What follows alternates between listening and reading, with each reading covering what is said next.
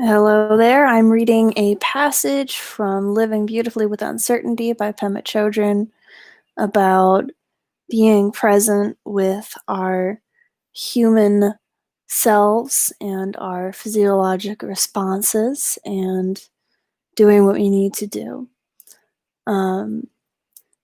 So most of us have physical or mental conditions that have caused us distress.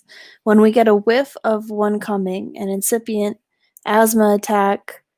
Oh, I meant to read from the page before that. All right, there's an approach that we can take to the fundamental ambiguity of being human that allows us to work with rather than retreat from feelings like fear and aversion. If we can get in touch with the sensation as sensation and open ourselves to it without labeling it good or bad, then even when we feel the urge to draw back, we can stay present and move forward into the feeling. In My Stroke of Insight, the brain scientist Jill Bolt Taylor's book about her recovery from a massive stroke, she explains the physiological mechanism behind emotion. An emotion like anger that's an automatic response lasts just 90 seconds from the moment it's triggered until it runs its course. 1.5 minutes, that's all. When it lasts any longer, which it usually does, it's because we've chosen to rekindle it. The fact of the shifting, changing nature of our emotion is something we can take advantage of. But do we? No. Instead, when an emotion comes up, we fuel it with our thoughts, and what should last 1.5 minutes may be drawn out for 10 or 20 years. We just keep recycling the storyline. We keep strengthening our old habits. Most of us have physical or mental conditions that have caused us distress in the past, and when we get a whiff of one coming, an incipient asthma attack, a symptom of chronic fatigue, a twinge of anxiety, we panic. Instead of relaxing with the feeling and letting it do its minute and a half while we're fully open and receptive to it, we say, oh no, here it is again.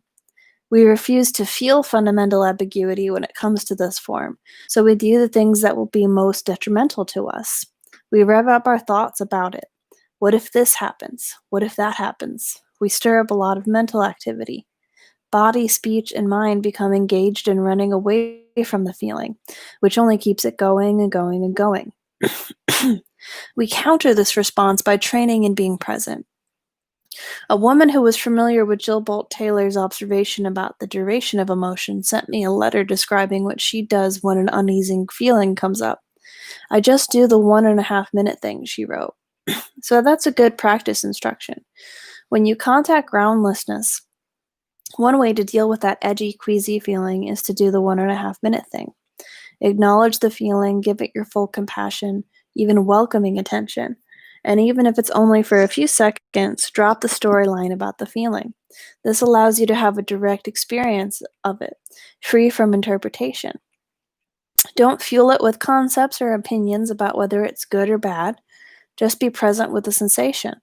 Where is it located in your body? Does it remain the same for very long? Does it shift and change? Ego or fixed identity doesn't mean we have a fixed idea about ourselves.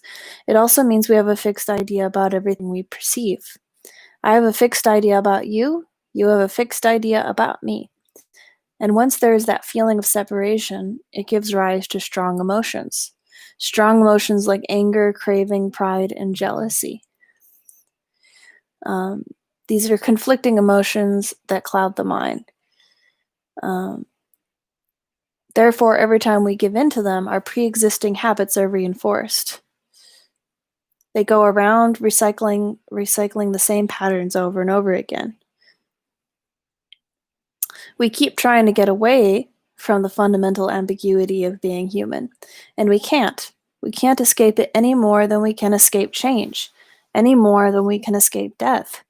The cause of our suffering is our reaction to the reality of no escape, ego clinging, and all the trouble that stems from it. All the things that make it difficult for us to be comfortable in our own skin and get along with one another. If the way to deal with those feelings is to stay present with them without fueling the storyline, then it begs the question, how do we get in touch with the fundamental ambiguity of being human in the first place? In fact, it's not difficult, because underlying uneasiness is usually present in our lives. It's pretty easy to recognize, but not so easy to interrupt.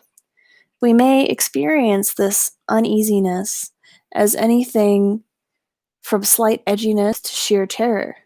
Anxiety makes us feel vulnerable, which we generally don't like. Vulnerability comes in many guises. We may feel off balance as if we don't know what's going on, don't have a handle on things. We may feel lonely or depressed or angry.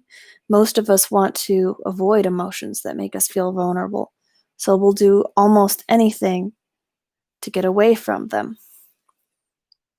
But if instead of thinking of these feelings as bad, we could think of them as road signs or barometers that tell us